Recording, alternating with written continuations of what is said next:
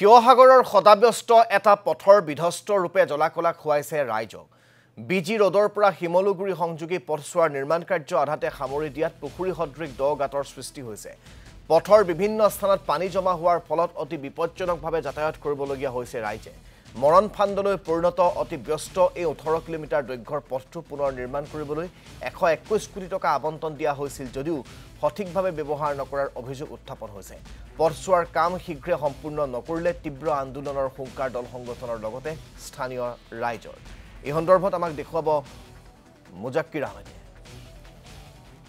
এই মুহূৰ্তত মই উপস্থিত আছোঁ শিৱসাগৰৰ চেকাপাৰত আৰু এই চেকাপাৰ শিৱসাগৰৰ ষ্টেচন চাৰিআলিৰ পৰা যি শিৱসাগৰৰ শিমলুগুৰি আছে সেই শিমলুগুৰিলৈ প্ৰায় 18 কিলোমিটাৰ যি পথ 121 কিলোমিটাৰ 121 কোটি টকা ব্যয় সাপেক্ষে নিৰ্মাণ কৰা এই যি পথটো সেই পথটোৰ এই মুহূৰ্তত মই দুৰৱস্থা দেখাইছোঁ। এই মুহূৰ্তত মই যিহেতু চেকাপাৰত আছোঁ, আজি কিছুদিন পূৰ্বে সদৌ টাই আহোম ছাত্ৰ সন্থাৰ যিসকল বিষয়ববীয়া আছিলে তেওঁলোকে প্ৰতিবাদ কৰিছিলে আৰু তাৰ পিছৰ পৰ্যায়ত এই যি পথছোৱা আছে পথছোৱা পুতি পেলোৱা হৈছিলে। কিন্তু পুতি পেলোৱাৰ পিছতো এই যি পথছোৱা প্ৰায় 18 কিলোমিটাৰ পথ সদাব্যস্ত এক পথ, যি পথে আচলতে শিৱসাগৰৰ ষ্টেচন চাৰিআলিৰ পৰা অৰ্থাৎ শিৱসাগৰৰ যি বিজি ৰোড আছে সেই বিজি ৰোডৰ পৰা শিৱসাগৰৰ যি শিমলুগুৰি আছে শিমলুগুৰিলৈ যোৱাই একমাত্ৰ পথ, অৰ্থাৎ শিৱসাগৰৰ যি শিমলুগুৰি যি ষ্টেচন আছে সেই ষ্টেচনলৈ যোৱা একমাত্ৰ পথ। কিন্তু এই পথছোৱাৰ বৰ্তমানৰ যিটো অৱস্থা সেই অৱস্থাটো এই মুহূৰ্তত পোনপটীয়াকৈ মই প্ৰতিদিনে মোৰ দৰ্শকসকলক দেখাবলৈ চেষ্টা কৰিছোঁ। ইয়াৰ স্থানীয় কিছু লোক আছে, মই তেওঁলোকৰ পৰা কিছু কথা বতৰা আচলতে জানিবলৈ চেষ্টা কৰিম।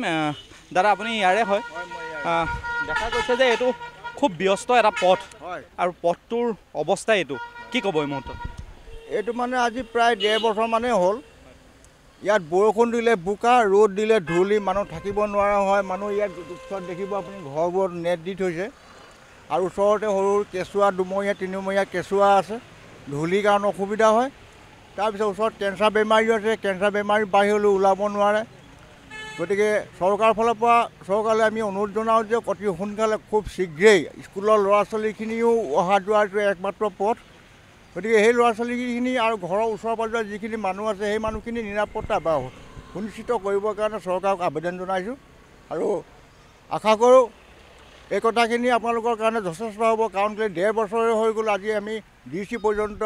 মই আপোনাৰ ওচৰলৈ পুনৰ আহিম। মই আপোনাৰ পৰাই আচলতে জানিব বিচাৰিম এই যিজন ঠিকাদাৰী প্ৰতিষ্ঠান শিৱা হাৰ্লালকা, যিজন ঠিকাদাৰী প্ৰতিষ্ঠানে আজি কিছুদিন পূৰ্বে যি 4 লেনযুক্ত ৰাষ্ট্ৰীয় ঘাইপথৰ নামত কিদৰে অবাধে দুৰ্নীতি সংঘটিত কৰিছিল সেই কথা জানে। কিন্তু অসমমালাৰ অধীনত এই যিটো 121 কোটি টকা ব্যয় সাপেক্ষে প্ৰায় 18 কিলোমিটাৰ যি পথ, সেই পথটো পুনৰ শিৱা হাৰ্লালকাক দিলে আৰু শিৱা হাৰ্লালকাক দিয়াৰ পিছত পথটোৰ যিটো অৱস্থা আপুনি স্বচক্ষুৰে দেখিছে, কি ক'ব এই মুহূৰ্তত? আমি সন্দেহ কৰিবলৈ বাধ্য হৈছোঁ যে শিৱা হাৰ্লালকাৰ নামে বিতৰ্কিত আচলতে যিজন ঠিকাদাৰ, বহুত দীৰ্ঘদিনৰ পৰা আচলতে ঠিকাদাৰজনৰ ওপৰত বিভিন্ন অনিয়ম বা দুৰ্নীতি সংঘটিত কৰাৰ বিভিন্ন সময়ত আচলতে সংবাদ পৰিৱেশন হৈছে বা বিভিন্ন মাধ্যমত আচলতে উত্থাপন হৈছে। তাৰ পাছতো একেজন ঠিকাদাৰে কি কাৰণে পাইছে আমি ভাবিবলৈ বাধ্য হৈছোঁ যে এই ক্ষেত্ৰত চৰকাৰী প্ৰতিষ্ঠান বা চৰকাৰী বিষয়ববীয়া জড়িত হৈ আছে। ইয়াত বৃহৎ আচলতে ধনৰ বুজাবুজি জড়িত হৈ আছে।